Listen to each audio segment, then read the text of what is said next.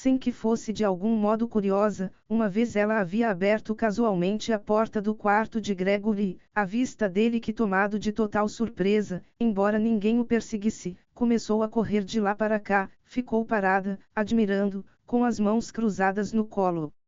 Desde então, de manhã e à noitinha nunca perdia a oportunidade de abrir um pouco a porta e espiar rapidamente Gregor. No começo ela também o chamava ao seu encontro, com palavras que provavelmente considerava amistosas, como venham um pouco aqui velho bicho sujo, ou vejam só o velho bicho sujo.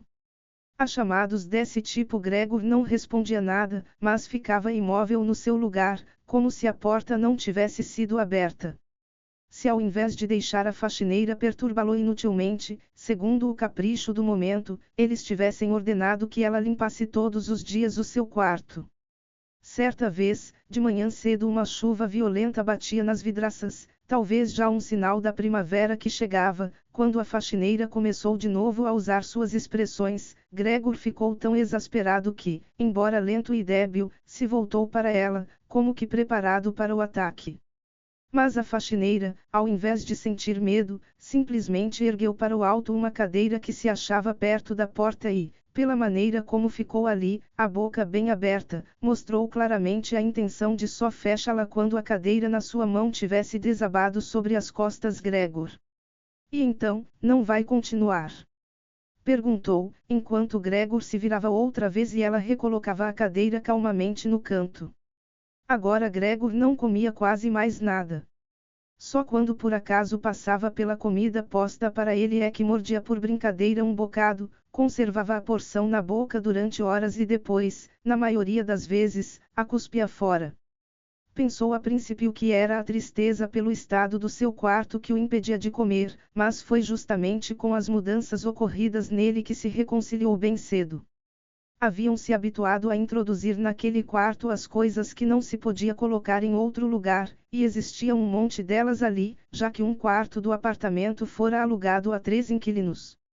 Estes senhores sisudos os 3 tinham barba cheia, como uma vez Gregor verificou por uma fresta da porta eram obcecados pela ordem não só no seu quarto, mas também uma vez que haviam se mudado para lá na casa inteira, principalmente na cozinha.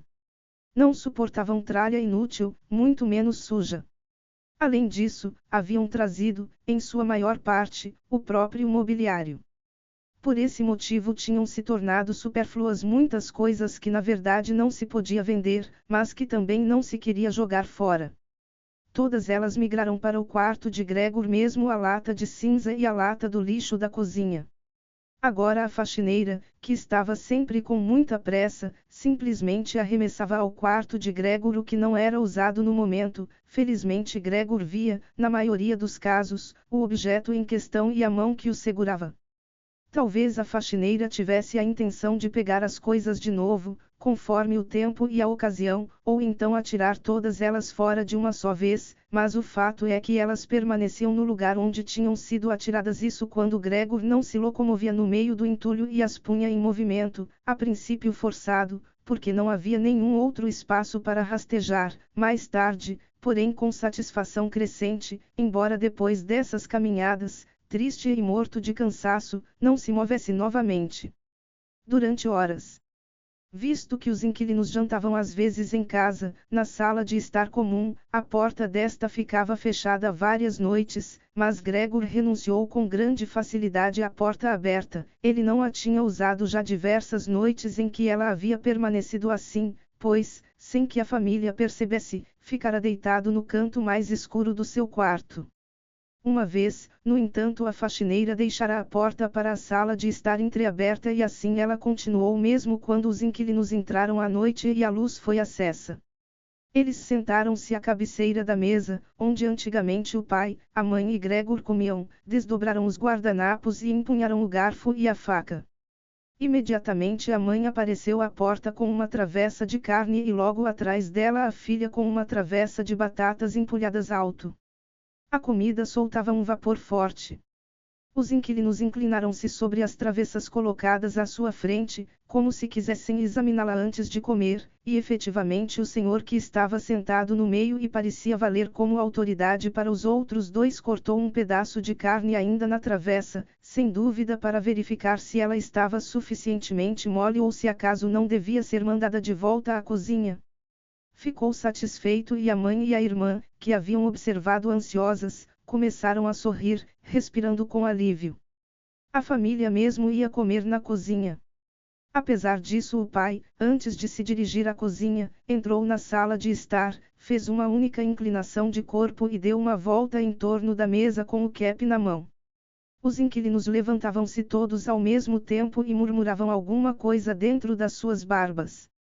Quando depois ficaram a sós, comeram num silêncio quase total. Pareceu estranho a Gregor que, em meio a todos os múltiplos ruídos do ato de comer, se destacasse continuamente o som dos dentes mastigando, como se com isso quisessem mostrar a ele que era preciso ter dentes para comer e que mesmo com as mais belas mandíbulas sem dentes não se podia fazer nada. Eu tenho apetite, sim, disse Gregor a si mesmo, preocupado, mas não por essas coisas. Como se alimentam esses inquilinos, e eu aqui morrendo? Exatamente nesta noite Gregor não se lembrava de tê-lo ouvido durante todo aquele tempo. O violino soou na cozinha. Os inquilinos já tinham terminado o jantar, o senhor do meio havia puxado um jornal, e os três liam e fumavam recostados nas cadeiras. Quando o violino começou a tocar, eles prestaram atenção, se levantaram e foram na ponta dos pés até a porta da antessala, junto à qual pararam espremidos um contra o outro. Deviam tê-los ouvido da cozinha, pois o bradou. Por acaso a música incomoda os senhores? Ela pode ser imediatamente interrompida. Pelo contrário, disse o senhor do meio. Será que a senhorita não gostaria de vir até nós e tocar aqui na sala, onde é muito mais cômodo e confortável? Oh, pois não, exclamou o pai de Gregor, como se fosse ele o violinista. Os inquilinos voltaram para a sala de estar, e ficaram esperando. Logo chegou o pai de Gregor com a estante da partitura e a irmã com o violino. Grit preparou tudo tranquilamente para tocar. Os pais, que nunca antes haviam alugado quartos e por isso exageravam na gentileza com os inquilinos, não ousaram sentar-se nas próprias cadeiras. O pai se inclinou sobre a porta, com a mão direita enfiada entre dois botões do casaco do uniforme, que ele conservava fechado, mas um dos senhores ofereceu à mãe uma cadeira e ela ficou sentada à parte, num canto da sala, por ter deixado a cadeira no lugar onde o senhor a havia posto. A irmã começou a tocar, o pai e a mãe, cada um do seu lado, acompanharam atentamente os movimentos das suas mãos. Atraído pela música, Gregor tinha ousado avançar um pouco e já estava com a cabeça dentro da sala de estar. Dificilmente o surpreendia o fato de que nos últimos tempos levava os outros tão pouco em conta. Essa consideração tinha sido, antes, o seu orgulho. No entanto, justamente agora ele deveria ter mais motivo para se esconder, pois por causa do pó, que se depositava em toda parte no seu quarto, e que ao menor movimento voava em volta, ele também estava todo coberto de poeira, sobre as costas e pelos lados arrastava consigo fios, cabelos, restos de comida. Sua indiferença diante de tudo era grande demais para que, como antes, tivesse ficado de costas e se esfregado no tapete várias vezes durante o dia. E a despeito desse estado não teve pejo de se adiantar um pouco sobre o assoalho imaculado da sala. Seja como for, ninguém prestava atenção nele. A família estava completamente absorvida pelo violino. Os inquilinos, ao contrário, que a princípio haviam se colocado, as mãos nos bolsos das calças, perto demais da irmã, atrás da estante da partitura, de tal modo que todos eles poderiam ver as notas, o que certamente devia perturbar a irmã. Logo retrocederam até a janela, as cabeças baixas, conversando a meia voz, e ali permaneceram, ansiosamente observados pelo pai. Realmente isso agora tinha a aparência mais que nítida de que estavam decepcionados na sua expectativa de ouvir uma música de violino bonita ou capaz de entreter, de que estavam saturados de toda a apresentação e só por polidez ainda se deixavam perturbar no seu sossego. Especialmente o modo como sopravam para o alto a fumaça dos seus charutos pelo nariz e pela boca permitia deduzir o grande nervosismo deles. No entanto, a irmã tocava com tanta beleza. O rosto dela estava inclinado para o lado, seus olhares seguiam perscrutadores e tristes as linhas da partitura. Gregor rastejou mais um trecho à frente, mantendo o corpo rente ao chão, para se possível captar os seus olhos. Era ele um animal, já que a música o comovia tanto. Era como se lhe abrisse o caminho para o alimento almejado e desconhecido. Estava decidido a chegar até a irmã, puxá-la pela saia e com isso indicar que ela devia ir ao seu quarto com o violino, pois ninguém aqui apreciava sua música como ele desejava fazer. Não queria mais deixá-la sair do quarto, pelo menos não enquanto ele vivesse. Pela primeira vez sua figura assustadora deveria tornar-se útil, queria estar em todas as portas do seu quarto ao mesmo tempo e bufar contra os agressores, mas a irmã não deveria ficar com ele coagida, e sim voluntariamente, deveria permanecer ao seu lado, sentada no sofá, baixar o ouvido até ele, quando então ele confiaria a ela que tivera a firme intenção de mandá-la ao conservatório e que, se nesse meio tempo não houvesse acontecido a desgraça, teria contado isso a todos no Natal passado, será mesmo que o Natal já tinha passado. Sem se preocupar com quaisquer objeções. Depois dessa explicação, a irmã romperia em lágrimas de comoção e Gregor se levantaria até o seu ombro e beijaria o seu pescoço, que ela conservava sem fita ou colar desde que entrara na loja. Senhor Sansa! Bradou para o pai o inquilino do meio e com o indicador, sem perder mais palavras, mostrou Gregor, que se movia lentamente para a frente. O violino emudeceu, o inquilino do meio primeiro sorriu para seus amigos, balançando a cabeça, e depois olhou para Gregor outra vez. O pai parecia ter considerado mais urgente acalmar os inquilinos do que expulsar Gregor. Estes, entretanto, não estavam nem um pouco agitados e davam a impressão de que Gregor os entretinha mais que o violino correu até eles e procurou, com os braços esticados, forçá-los a ir para o quarto, ao mesmo tempo em que tentava com o corpo tirar-lhes a visão de Gregor. Então eles ficaram de fato um pouco bravos, não se sabia mais se com o comportamento do pai ou o conhecimento que agora lhes vinha a consciência de terem, sem saber, possuído um vizinho de quarto como Gregor. Exigiram explicações do pai, ergueram por seu turno os braços, puxaram a barba intranquilos e só lentamente recuaram na direção do seu quarto.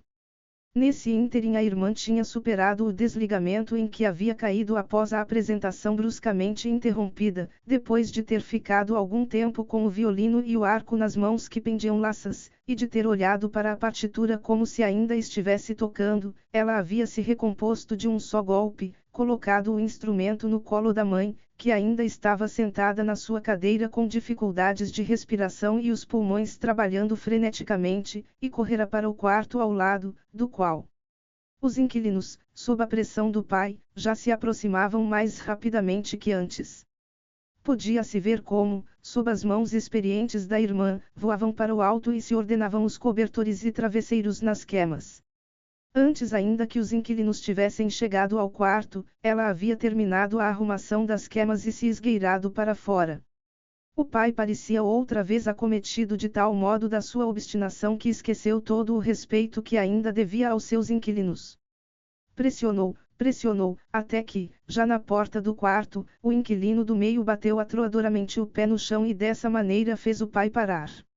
Declaro por este meio, disse ele, erguendo a mão e procurando também a mãe e a irmã com o olhar que eu, levando em conta as condições repulsivas reinantes nesta casa e nesta família a que ele cuspiu no chão, rápido e decidido, rescindo neste momento a locação do meu quarto.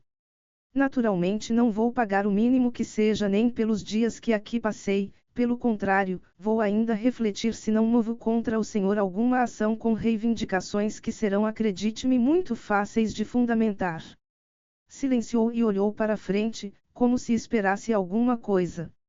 De fato, seus dois amigos intervieram imediatamente com as palavras: nós também rescindimos neste momento a locação. Depois disso, agarrou a maçaneta da porta e fechou-a com um estrondo. O pai, com as mãos tateantes, vacilou até a sua cadeira e se deixou cair nela. Parecia que esticava o corpo para a soneca habitual do anoitecer, mas o forte balanço da cabeça, como se ela tivesse perdido a sustentação, mostrava que ele de modo algum dormia. Durante todo esse tempo Gregor esteve deitado no lugar onde os inquilinos o haviam surpreendido. A decepção com o malogro do seu plano, mas talvez a fraqueza causada por muita fome, tornavam impossível que ele se movesse. Com certa clareza, temia já para o instante seguinte uma avalanche geral descarregada em cima dele e ficou aguardando. Não o sobressaltou nem mesmo o violino que, entre as mãos trêmulas da mãe, caiu do seu colo e emitiu um som retumbante. Queridos pais, disse a irmã, e como introdução bateu com a mão na mesa, assim não pode continuar. Se vocês acaso não compreendem, eu compreendo. Não quero pronunciar o nome do meu irmão diante desse monstro e por isso digo apenas o seguinte: precisamos nos livrar dele. Procuramos fazer o que é humanamente possível para tratá-lo e suportá-lo e acredito que ninguém pode nos fazer a menor censura. Ela tem 1000 vezes razão, disse o pai consigo mesmo. A mãe, que ainda não podia respirar direito, começou a tossir, em som surdo, na mão espalmada, com uma expressão alucinada nos olhos. A irmã correu até a mãe e segurou-lhe a testa. O pai, que através da irmã parecia ter chegado a pensamentos mais definidos, havia se sentado em posição ereta e ficou brincando com o cap de funcionário entre os pratos do jantar dos inquilinos que ainda jaziam sobre a mesa, de vez em quando olhava para Gregor, que estava quieto. Precisamos tentar nos livrar disso, disse então a irmã exclusivamente ao pai, pois a mãe não ouvia nada com a tosse. Isso ainda vai matar a ambos, eu vejo esse momento chegando. Quando já se tem de trabalhar tão pesado, como nós, não é possível suportar em casa mais esse eterno tormento. Eu não aguento mais. E rompeu no choro tão violentamente que suas lágrimas escorreram sobre o rosto da mãe, que as limpava com movimentos mecânicos de mão. Filha, disse o pai, compassivo e com evidente compreensão. Mas o que devemos fazer? A filha sacudiu os ombros como sinal da desorientação que a havia possuído durante o choro, em contraste com a segurança de antes. Se ele nos entendesse. Disse o pai, meio que perguntando, no meio do choro Grit sacudiu freneticamente a mão para mostrar que não se podia pensar nisso. Se ele nos entendesse, repetiu o pai e com um fechar de olhos acolheu a convicção da filha sobre essa impossibilidade, então talvez fosse possível um acordo com ele. Mas assim... É preciso que isso vá para fora, exclamou a irmã de Gregor. É o único meio, pai. Você simplesmente precisa se livrar do pensamento de que é Gregor. Nossa verdadeira infelicidade é termos acreditado nisso até agora. Mas como é que pode ser Gregor? Se fosse Gregor, ele teria há muito tempo compreendido que o convívio de seres humanos com um bicho assim não é possível e teria ido embora voluntariamente. Nesse caso não teríamos o meu irmão, mas poderíamos continuar vivendo e honrar a sua memória. Mas como está, esse bicho nos persegue, expulsa os inquilinos, quer certamente ocupar o apartamento todo e nos fazer pernoitar na rua.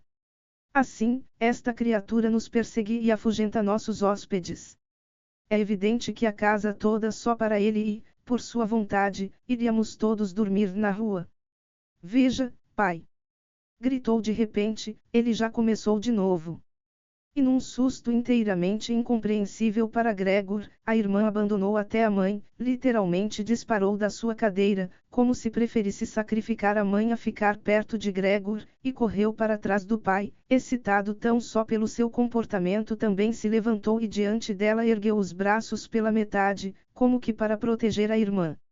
Mas Gregor não tinha a menor intenção de causar medo a ninguém, muito menos a irmã. Simplesmente havia começado a girar o corpo para voltar ao seu quarto e isso de qualquer modo chamava a atenção, uma vez que, em consequência do seu estado enfermiço, precisava, na difícil manobra, ajudar com a cabeça, que ele levantava várias vezes e batia contra o chão. Parou e olhou em torno. Sua boa intenção parecia ter sido reconhecida, tinha sido apenas um susto momentâneo. Agora todos o fitavam silenciosos e tristes. A mãe jazia na sua cadeira com as pernas esticadas e coladas uma à outra, os olhos quase fechados de esgotamento. O pai e a irmã estavam sentados lado a lado, a irmã havia colocado a mão em volta do pescoço do pai. Agora talvez eu já possa me virar, pensou Gregor e recomeçou o seu trabalho. Não podia reprimir o resfolgar do esforço e aqui e ali precisava repousar. De resto ninguém o pressionava, tinham-no deixado fazer tudo sozinho. Quando havia completado a volta, começou imediatamente a retornar ao quarto em linha reta. Admirou-se com a grande distância que o separava do seu quarto e não entendia absolutamente como, apesar da fraqueza, havia pouco tempo percorrido, quase sem o perceber, o mesmo caminho. Sempre às voltas com o pensamento de rastejar rápido, mal prestou atenção ao fato de nenhuma palavra, nenhum chamado da sua família, o perturbava. Só quando já estava na porta ele virou a cabeça, mas não completamente, pois sentia o pescoço endurecer, no entanto ainda viu que atrás dele nada se alterara, apenas a irmã tinha se levantado. Seu último olhar percorreu a mãe, que estava agora completamente adormecida. Mal estava dentro do seu quarto, quando a porta foi batida na maior pressa, travada e fechada à chave. Gregor assustou-se tanto com o súbito barulho atrás dele que suas perninhas dobraram. Era a irmã que havia se apressado assim. Ela já tinha se levantado lá na sala e esperado, depois, com os pés leves, havia saltado para frente. Gregor não tinha de modo algum podido escutá-la e, girando a chave na fechadura, gritado para os pais. Finalmente. E agora? Pensou Gregor consigo mesmo e olhou ao redor na escuridão. Logo descobriu que não podia absolutamente mais se mexer. Não se admirou com esse fato, pareceu-lhe antes pouco natural que até agora tivesse conseguido se movimentar com aquelas perninhas finas. No restante sentia-se relativamente confortável. Na realidade tinha dores no corpo todo, mas para ele era como se elas fossem ficar cada vez mais fracas e finalmente desaparecer por completo. A maçã apodrecida nas suas costas e a região inflamada em volta, inteiramente cobertas por uma poeira mole, quase não o incomodavam. Recordava-se da família com emoção e amor. Sua opinião de que precisava desaparecer era, se possível, ainda mais decidida que a da irmã. Permaneceu nesse estado de meditação vazia e pacífica até que o relógio da torre bateu a 3ª hora da manhã. Ele ainda vivenciou o início do clarear geral do dia lá do lado de fora da janela. Depois, sem intervenção da sua vontade, a cabeça afundou completamente e das suas ventas flui fraco e último fôlego. Quando a faxineira chegou de manhã cedo, a partir da sua chegada não era mais possível nenhum sono tranquilo na casa inteira, tal a força e a pressa com que batia todas as portas. Por mais que lhe tivessem pedido que evitasse fazer isso, ela não descobriu, a princípio, nada de especial na curta e costumeira visita a Gregor. Pensou que ele estava deitado ali premeditadamente imóvel e que fazia o papel de ofendido, pois lhe acreditava todo o entendimento possível. Por estar casualmente segurando na mão a vassoura de cabo comprido, tentou, da porta, fazer cócegas com ela em Gregor. Quando isso também não deu resultado, ficou irritada, espetou Gregor um pouco e só depois que o havia empurrado do lugar sem achar resistência é que prestou mais atenção. Ao reconhecer a verdade dos fatos, arregalou os olhos, deu um assobio, mas não se deteve muito tempo, escancarou a porta do quarto de dormir e bradou em voz alta para dentro do escuro. Venham só ver uma coisa, ele empacotou. Está lá empacotado de uma vez. O casal Sansa ficou sentado no leito conjugal fazendo um esforço para superar o susto com a faxineira antes que chegassem a entender o que ela comunicava. Mas depois o senhor e senhora Sansa, cada um do seu lado, desceram da cama o mais rápido possível. O senhor Sansa atirou sobre os ombros o cobertor, a senhora Sansa saiu só de camisola e assim entraram no quarto de Gregor. Nesse meio tempo tinha sido também a porta da sala de estar, na qual Grit dormia desde a entrada dos inquilinos, estava completamente vestida, como se não tivesse dormido nada, o rosto pálido parecia comprová-lo. Morto. Disse a senhora Sansa, e ergueu os olhos interrogativamente para a faxineira, embora pudesse verificar por si mesma e até reconhecer tudo sem verificação. É o que estou tentando dizer, disse a faxineira e para provar empurrou o cadáver de Gregor com a vassoura mais um longo trecho para o lado. A senhora Sansa esboçou um movimento, como se quisesse deter a vassoura, mas não o fez. Bem, disse o senhor Sansa, agora podemos agradecer a Deus. Fez o sinal da cruz e as 3 mulheres seguiram o seu exemplo. Grit, que não desviava os olhos do cadáver, disse: Vejam só como ele estava magro. Também já fazia muito tempo que não comia nada. Assim como entrava, a comida saía de novo. De fato, o corpo de Gregor estava completamente plano e seco, na verdade só agora se reconhecia isso, uma vez que ele já não estava erguido sobre as perninhas e nada mais distraía o olhar. Grit, entre um instantinho conosco, disse a senhora Sansa com um sorriso melancólico e Grit, não sem olhar para trás, na direção do cadáver, seguiu os pais até o quarto de dormir. A faxineira fechou a porta e abriu completamente a janela. Embora fosse de manhã cedo, já se misturava ao ar fresco um pouco de mornidão. Afinal já era fim de março. Os 3 inquilinos saíram do seu quarto e olharam perplexos ao redor, à procura do seu café da manhã, tinham-nos esquecidos. Onde está o café da manhã? Perguntou rabugentamente a faxineira o inquilino do meio. Mas esta pôs o dedo na boca e em seguida, apressada e sem uma palavra, acenou para que os senhores chegassem ao quarto de Gregor. Eles foram e, com as mãos nos bolsos dos seus paletós um tanto puídos, ficaram em pé à volta do cadáver de Gregor, no quarto já inteiramente iluminado. Abriu-se então a porta do quarto de dormir e o senhor Sansa apareceu na sua libré, a esposa num braço e a filha no outro. Todos tinham o ar de quem havia chorado um pouco, de vez em quando, Grit comprimia o rosto no braço do pai. Deixem imediatamente a minha casa, disse o senhor Sansa e apontou para a porta, sem se afastar das mulheres. O que o senhor está querendo dizer com isso? Disse algo atônito o senhor do meio e sorriu docemente. Os outros 2 conservavam as mãos atrás das costas e as esfregavam sem parar, como se esperassem com alegria uma grande contenda, mas que devia terminar com vantagem para eles. Estou querendo dizer exatamente o que afirmei, respondeu o senhor Sansa e marchou em linha cerrada com as 2 acompanhantes ao encontro do inquilino. Este a princípio ficou parado olhando o chão, como se as coisas se juntassem na sua cabeça numa nova ordem. Bem, então nós vamos embora, disse depois e levantou os olhos para o senhor Sansa, como se, acometido de súbita humildade, pedisse de novo licença para essa decisão. O senhor Sansa fez-lhe apenas vários acenos breves com a cabeça, os olhos bem abertos. Diante disso o inquilino caminhou efetivamente com passadas largas para a antessala, seus 2 amigos, que já estavam escutando fazia algum tempo, as mãos completamente calmas, iam agora saltitando bem atrás dele, como se temessem que o senhor Sansa pudesse entrar na antessala à sua frente, interrompendo a ligação com o chefe. Na antessala os 3 tiraram os chapéus do cabide, puxaram suas bengalas do porta-bengalas, inclinaram-se em silêncio e deixaram o apartamento.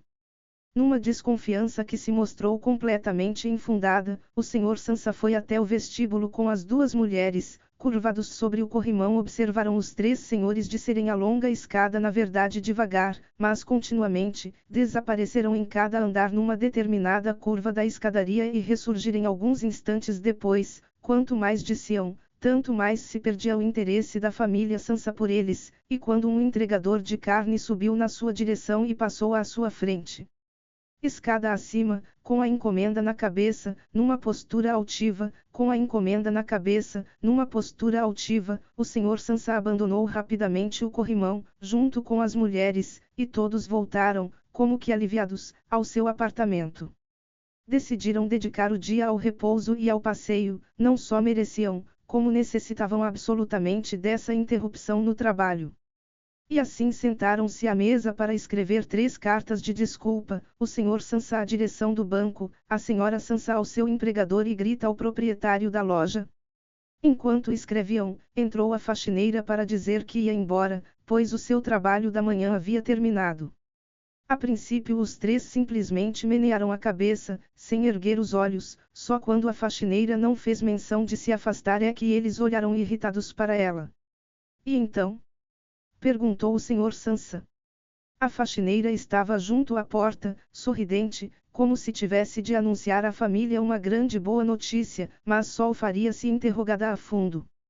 A pequena e reta pena de pavão em cima do seu chapéu, com a qual o senhor Sansa já se irritara durante o seu tempo de serviço, balançava leve em todas as direções. O que é que a senhora está querendo? Perguntou a senhora Sansa, pela qual a faxineira ainda tinha o máximo respeito. Ah, sim, respondeu a faxineira, que por causa do riso amigável não pôde continuar falando. A senhora não precisa se preocupar com o jeito de jogar fora a coisa aí do lado. Já está tudo em ordem. A senhora Sansa e Grita inclinaram-se sobre as cartas, como se quisessem continuar escrevendo. O senhor Sansa, percebendo que a faxineira queria agora começar a descrever tudo em minúcia, repeliu isso decididamente com a mão esticada.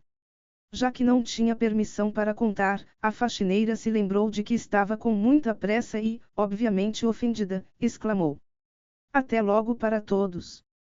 Virou-se selvagemente e deixou o apartamento em meio a um formidável bater de portas. Hoje à noite ela será despedida, disse o senhor Sansa, mas não obteve resposta nem da mulher, nem da filha, pois a faxineira parecia ter perturbado a tranquilidade que mal tinham reconquistado. As duas se levantaram, foram até a janela e lá ficaram, mantendo-se abraçadas. O senhor Sansa virou-se para elas da sua cadeira e ficou observando-as em silêncio por momento. Depois bradou: Agora venham aqui. Parem de pensar no que passou. E tenham um pouco de consideração por mim.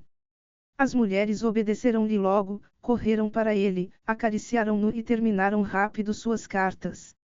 Depois os três deixaram juntos o apartamento, coisa que não faziam havia meses, e foram de bonde elétrico para o ar livre no subúrbio da cidade.